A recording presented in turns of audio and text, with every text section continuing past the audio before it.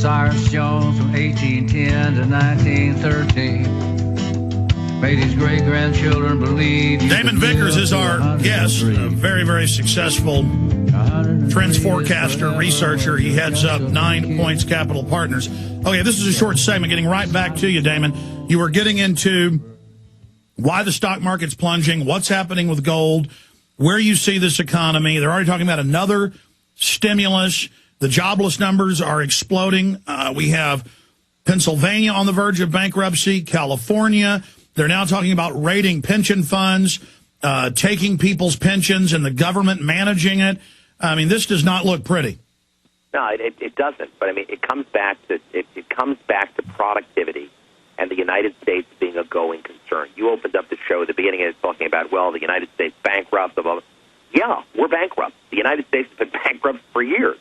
You may draw some comfort, though, I suppose, that it's not just us, that it's also the United Kingdom, it's Greece, it's Portugal, it's Spain, it's a lot of Western Europe as well.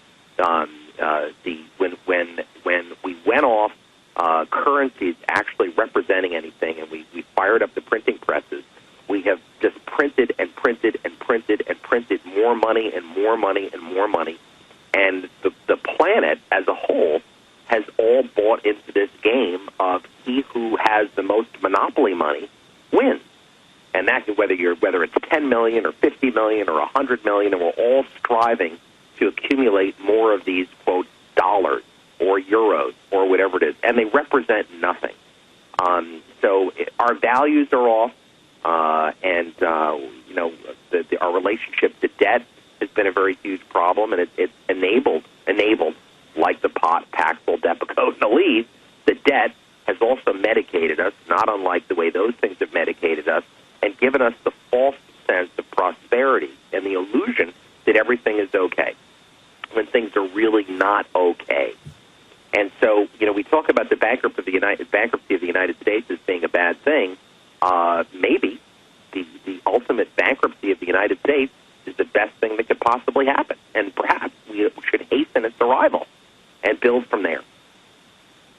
But, Damon, isn't the key to this, though, if we have a bankruptcy and the same systems are then continued after that, the big central banks and the players at the top are going to get even more control in power and continue using the central banks to give themselves insider knowledge and unlimited funding.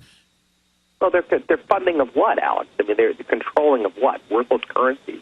They're playing the same game that everybody else is. But haven't they already pre-positioned themselves with the fiat currency when it still had value to buy real assets? What value do the real assets really have if you can't exchange it into anything? So so you own. I mean, what would be the real asset that you would think that they would own that would have so much value that gives them an advantage over you? What? Large defense contractors. They take over the global monetary system, and then they basically enslave us. We're already there. I agree. I don't know what their victory is, and if they totally they want the next bubble. They want the carbon tax. They want the. I mean, they've said yes, we run you. Yes, it's world government. Yes, the bankers rule you, and you're now going to pay us carbon taxes. But that's failing. Yeah, that is come unglued too as well. Well, there's a lot of debt out there. The job growth is the problem. I think it's you and I were going back and forth and about on jobs and it's hard to get a lot of the world productive. It's hard to get people to be productive. It seems often in most organizations that we need to put $5 of effort and of money into a person to even get $1 of output. And I would say that that's the case of a lot of workers, particularly in the United States. So you're saying the planet, the industrialized world, is a bunch of TV-watching couch potatoes who just want everything for free. And I agree, it's not just the corrupt elite that have facilitated this. It is the sloth-like zombies that have played right into their hands. And now the elite are going to use the sloth zombies to rob the middle class.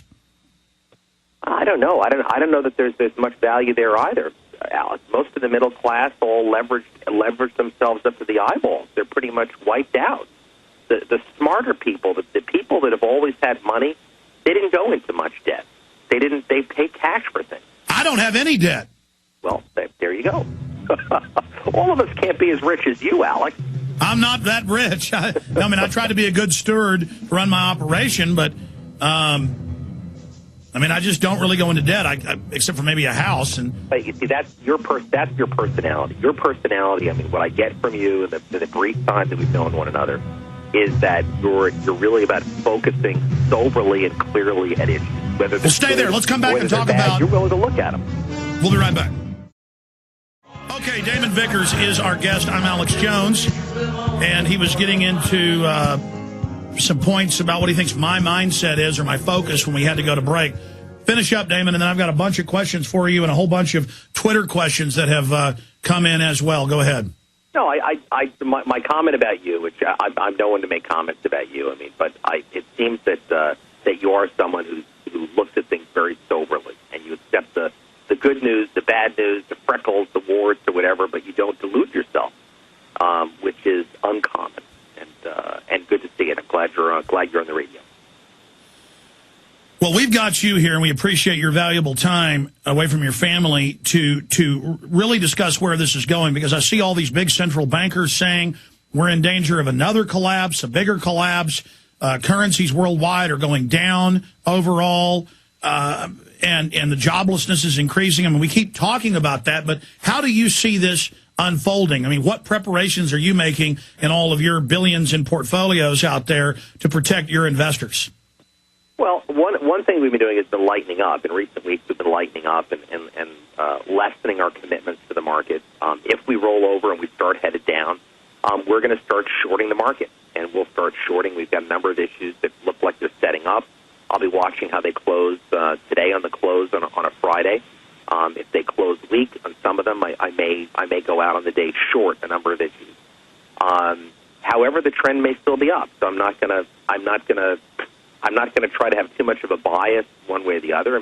Yes, I do believe that the job creation is critical to our economic future and health and viability of the stock market and the economy, and I understand the relationship between job growth and innovation and. But most of the new jobs are government.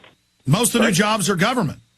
A lot of the new jobs. That's right. Job growth consistently. There has been job growth in the government, and that is the growing tumor that we see overtaking the whole economy of bureaucracy and control and all of those things. So if we do start rolling down, we will go short. And yes, in 2008, a year that was pretty apocalyptic, we had a fund that went up 63%. Our hedge funds did pretty good. That was nice. And in the last bear market in 2000 to 2003, we also made a lot of money from those declines. I don't really have this love for bull markets versus bear markets. I really want what the market wants. And actually in bear markets, we make more money than bull markets because the markets fall faster than they rise because of fear. What it will inevitably mean is that we're the holder of all these assets. We'll have to see. The gold, people have been looking for a safe haven in gold. It's been an area that we've been involved in. I think you really have to watch that roughly $1,000 level for gold. I think it's very probable that we are going to hit it. And it doesn't matter whether we hit it. The question is whether or not we really break through it and broach through it. But it's not uncommon when you break out, which is what gold did when it broke through 1,000 and ran up to $12.25 an ounce, I think, intraday, to come back and test or tap on the other side. It happens almost all the time. So I think really, probably for those investors that don't own gold already, that as we pull back on top of this $1,000, that may be an area that you may want to seek to get involved if you haven't already gotten involved.